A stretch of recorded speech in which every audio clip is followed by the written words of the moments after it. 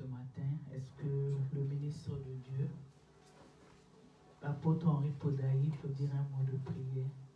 Bon, spécialement, on va demander à Noce Larissa de nous faire la lecture. Donc, tu nous feras la lecture ce matin. Tu as ta Bible? Oui. D'accord. Okay. Bon, donc, mais il y a aussi une Bible à grand caractère. Et donc, avec joie, hein, avec joie. Sens-toi libre de lire pour le Seigneur. On va dire un mot de prière pour remettre la parole entre les mains de l'Éternel. Seigneur Jésus, nous venons à tes pieds comme Marthe. Nous voulons être nourris par ta parole. Ta parole, elle est vie. Ta parole, elle rassure. Ta parole, elle restaure. Ta parole, elle guérit. Ta parole nous encourage.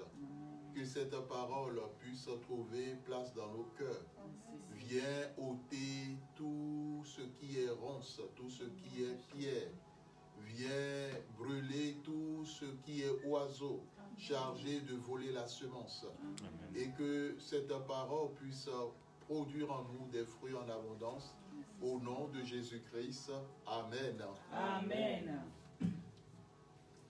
Nous allons partager le texte qui se trouve dans Néhémie, chapitre 8, les versets 1 à 8.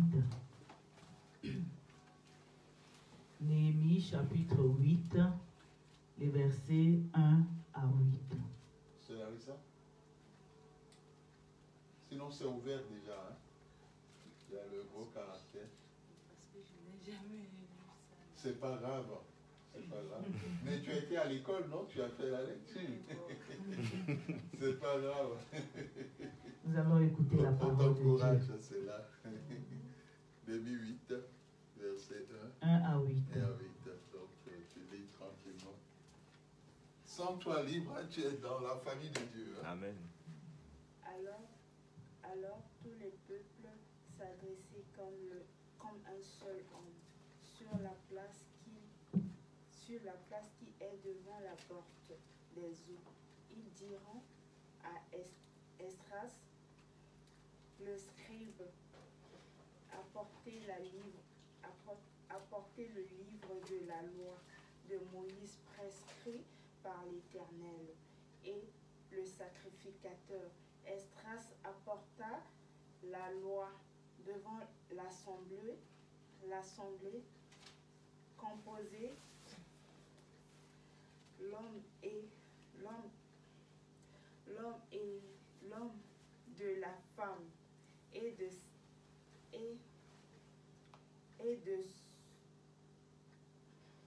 ceux qui ont tous ceux. Vas-y, et de tous ceux qui étaient capables de entendre. C'était le premier jour de septembre, mois d'Esdras, lui dans le livre depuis le matin jusqu'au milieu du jour, sur la place qui est devant la porte des eaux, en présence de l'homme et des femmes et de ceux qui ont été capables de entendre. Tout le peuple fut attentif à la lecture du livre de la loi. Esdras le scribe était placé sur une estrade de bois, dresse à cette occasion. Auprès de lui et à sa droite se tenait Malthias,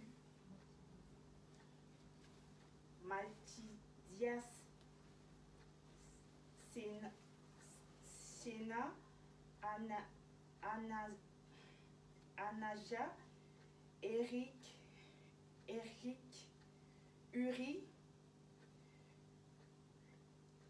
Ukaja, Maseja et sa gauche, Pédaja, Mulchel, Mulkija, Jasku, Ashbadana, Rari et Muscula. Esdras ouvre le livre à la vue de tous les peuples, car il était au-dessus de tous les peuples, et alors eut ouvert tous les peuples se tient en place. Esdras bénit l'Éternel, le grand Dieu, et tous les peuples répondent en levant les mains. Amen, amen. Et il s'incliner et se prosterner devant l'Éternel, le visage contre terre. Moïse Banish, Sheba, Jamis, Arcub, Shebeza,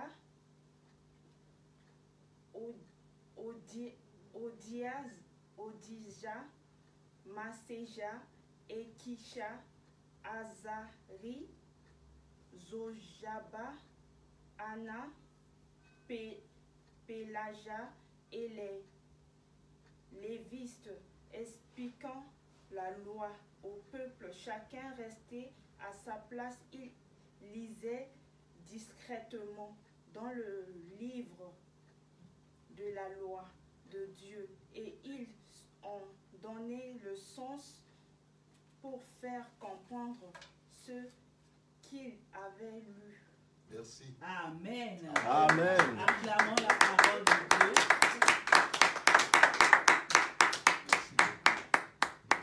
Merci à notre sœur Larissa. Que le nom de Dieu soit béni. Amen. Amen. Le texte que nous allons partager ce dimanche s'intitule « Revenir aux fondamentaux ». Revenir aux fondamentaux. Ce qui est fondamental, bien aimé, a de la plus haute importance. Et cela est crucial, essentiel, principal et aussi nécessaire. Le peuple, les enfants d'Israël sont allés en captivité à Babylone pendant 70 ans. Pendant ce temps, le peuple a oublié les préceptes de la loi de l'Éternel. Quelques-uns avaient vécu comme le peuple de Babylone. Après la déportation, Dieu a voulu que le peuple d'Israël revienne aux fondamentaux, c'est-à-dire à la loi de l'Éternel, à ce que l'Éternel avait prescrit à Moïse.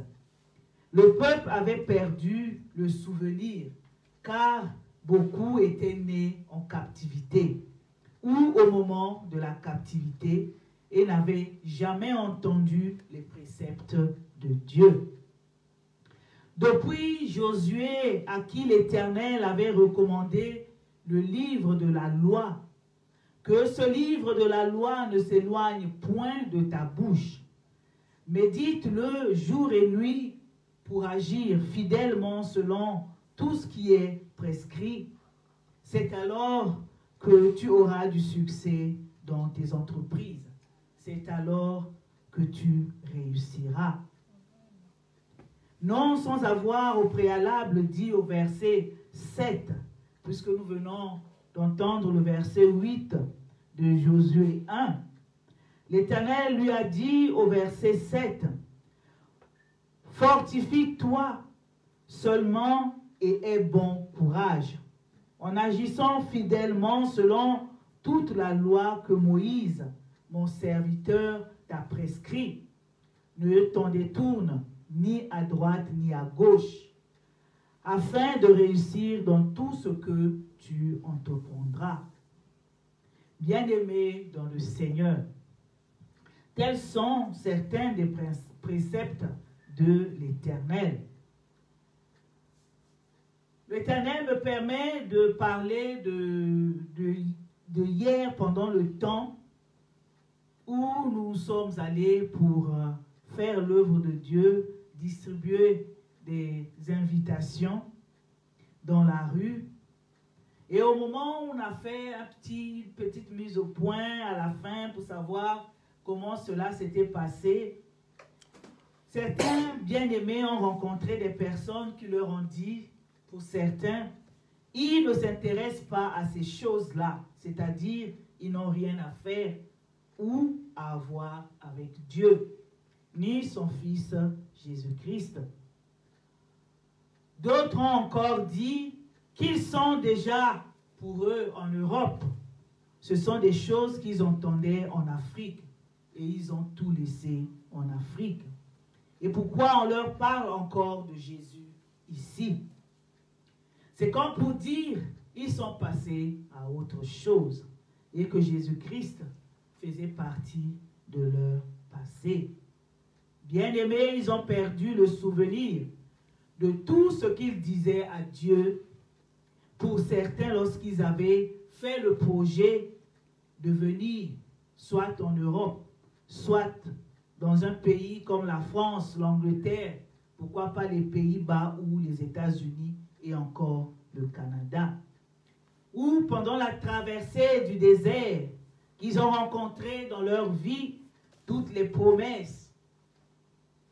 Pour d'autres qu'ils ont faites à Dieu. Et lorsqu'on entend ces paroles des uns et des autres, ce ne sont là, bien-aimés, que des vœux pieux. En ce qui concerne le peuple, les enfants d'Israël, qu'ils soient nés en captivité ou pas, pour l'Éternel, il était très important qu'ils connaissent les préceptes de Dieu. Amen. Amen. Qu'ils vivent et agissent conformément à cela. Connais-tu, bien-aimé, les préceptes de Dieu et t'y conformes-tu? Dieu a poussé par son esprit Néhémie et les autres pour qu'ils ouvrent le livre des souvenirs, afin que chacun sache quelle est la volonté de Dieu et s'y conforme. Ne pas être frappé par Dieu par ignorance. Bien-aimé, que l'on soit chrétien ou enfant de Dieu, Dieu nous demande de revenir aux fondamentaux. Amen. Amen. Où la personne est-elle tombée? Où se trouve-t-elle actuellement? Pourquoi une telle situation? Revenir aux fondamentaux. Les fondamentaux, bien-aimés, c'est la parole de Dieu. Amen. Amen. Esdras, comme nous l'avons entendu dans notre texte de base qui nous a été lu de Néhémie au chapitre 8,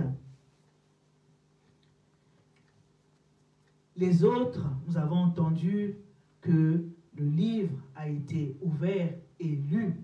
Et les autres qui étaient là expliquaient cela au peuple. Ils prenaient le temps d'expliquer tout ce qu'ils entendaient de ce que Esdras lisait. Ils l'expliquaient au peuple. Et au verset 1, il nous est dit que le peuple s'assembla comme un seul homme. C'est-à-dire qu'ils étaient tous ensemble dans un même lieu. L'endroit pouvait être à l'extérieur. Ils étaient réunis ensemble. Aujourd'hui, comme nous ce matin, on est réunis dans l'église protestante éternelle. Amen. On peut dire qu'ils étaient tous à l'église. On entend, qu'est-ce que je vais aller chercher à l'église? Je peux lire la Bible chez moi. Encore aller à l'église. Pourquoi faire? Ce n'est pas la même chose, bien-aimés dans le Seigneur. Il est dit que l'explication de la parole qu'Esdras lisait leur était donnée pas à chacun chez lui, mais là où ils étaient tous réunis ensemble. Comme David avait dit, je suis dans la joie lorsqu'on me dit, allons à la maison de l'Éternel. l'Éternel, la maison du Seigneur. Amen. Amen. Si la personne lit les dimanches chez lui sa Bible, que va-t-elle comprendre? Si le Saint-Esprit ne peut pas l'amener à comprendre un texte, ce serait difficile. Mais ce qui est préférable, c'est que tout le monde soit ensemble. Tout le monde doit être ensemble pour entendre la parole de Dieu, pour écouter ce que l'Éternel veut dire, parce que cela est très important. Comme l'a dit le psalmiste, « Voici, oh, qu'il est agréable et qu'il est doux pour des frères de demeurer ensemble. C'est comme l'huile précieuse qui, répandue sur la tête, descend sur la barbe d'Aaron, qui descend sur le bord de ses vêtements. C'est comme la rosée de l'Hermon qui descend sur les montagnes de Sion, car c'est là que l'Éternel envoie la bénédiction, la vie pour l'éternité. » Amen. Amen. Lorsque les frères, les personnes sont ensemble dans le même lieu pour louer, pour adorer Dieu, pour écouter sa parole. Bien-aimé, demande à Dieu un lieu, une église, une parole, où la parole de Dieu est prêchée en esprit et en vérité. Beaucoup, aujourd'hui encore, il y a des personnes qui se fient plus, ou se laissent conduire, ne veulent pas se laisser conduire par le Saint-Esprit. Ils se fient à leur propre flair ou à leurs yeux. Lorsqu'ils arrivent dans un endroit, s'il y a foule, tout brille, ici il y a du spectacle, ils se disent que c'est certainement ici le bon endroit.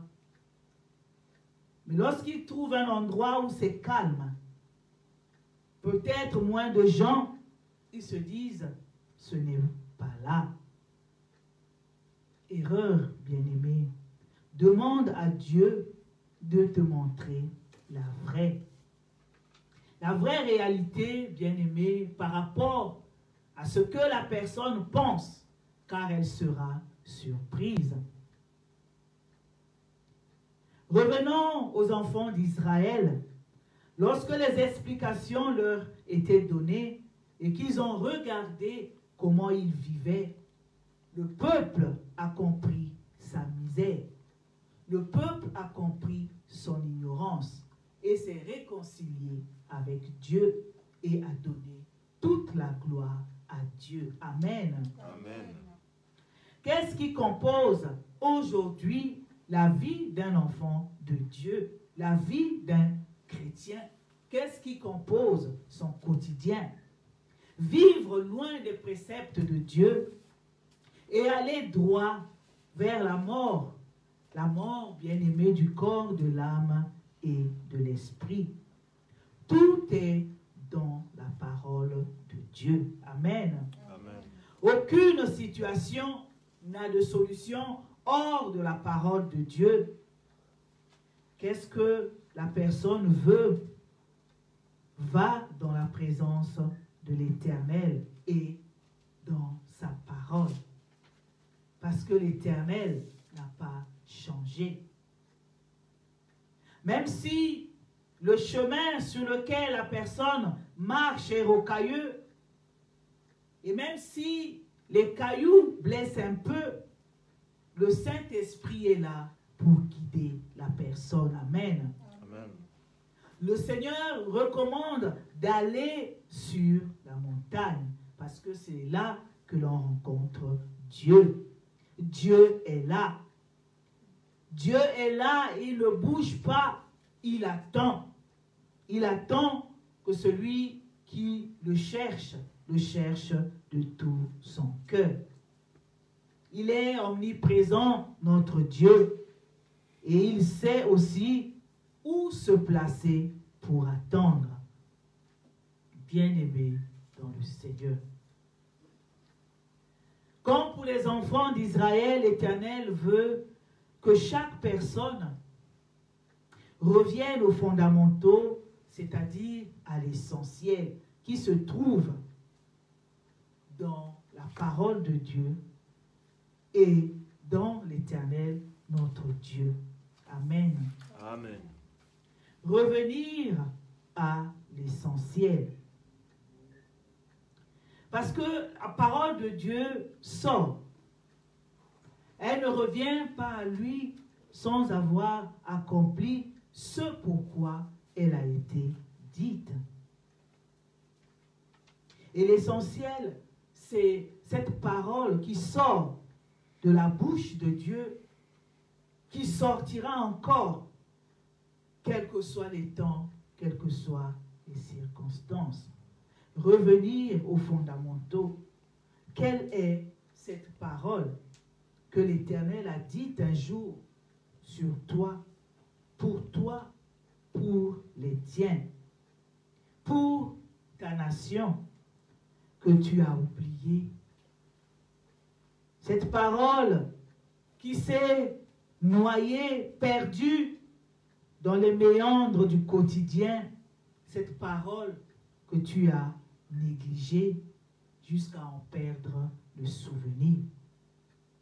Dieu, lui, se souvient toujours. Dieu est toujours au taquet et il attend l'accomplissement de sa parole. Amen. Amen. Ce qui est très important à retenir, et c'est une grâce que de recevoir la parole de Dieu. C'est une grâce que d'être mandaté par Dieu. Et cela n'est pas donné à tout le monde, mais c'est la grâce de Dieu. Lorsque la personne reçoit la parole de Dieu, qu'elle se lève, c'est ce que l'Éternel attend de la personne. Qu'elle bouge. Si elle ne bouge pas, la parole de Dieu ne change pas. Et Dieu aussi ne change pas. Mais l'Éternel suscitera une autre personne au vu du contexte, au vu de l'urgence. Beaucoup, pour ne pas s'être levé tôt, au moment où Dieu le voulait, au moment opportun, et aussi pour ne pas avoir obéi à la parole de Dieu, ou agi selon ses instructions, ont perdu la grâce de Dieu, ou le privilège, la primauté de l'action et de l'œuvre de Dieu.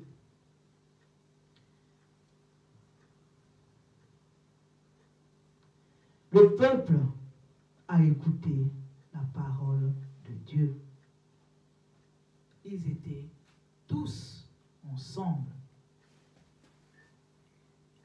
dans un seul et même endroit, et les autres étaient là pour expliquer à ceux qui ne savaient pas quelle était la parole de Dieu, quels sont les préceptes que Dieu avait communiqués à Moïse et qui étaient très importants pour leur quotidien, pour leur marche avec l'Éternel.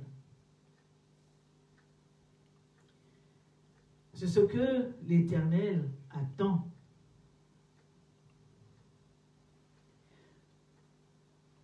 Que ses enfants, que les personnes reviennent aux fondamentaux, sortent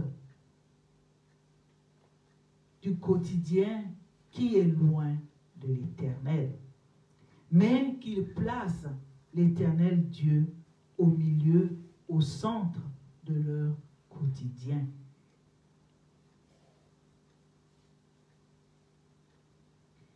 L'on dit souvent que lorsqu'une personne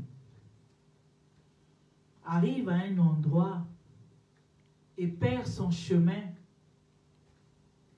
il est conseillé à cette personne de revenir au carrefour afin de retrouver son chemin. Oui, bien-aimé dans le Seigneur, ici le carrefour, c'est Dieu.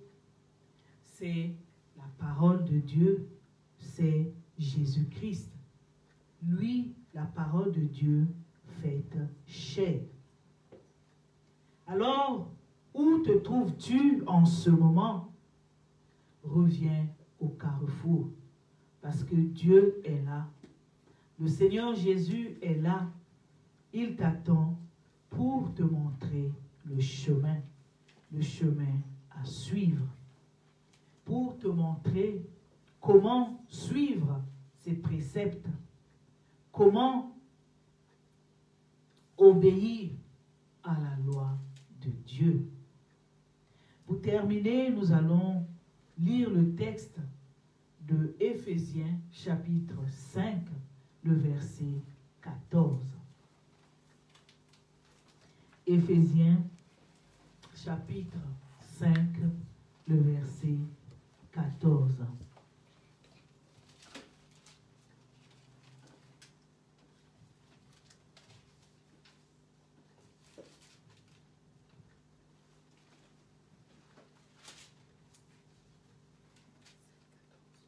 Éphésiens chapitre 5, verset 14.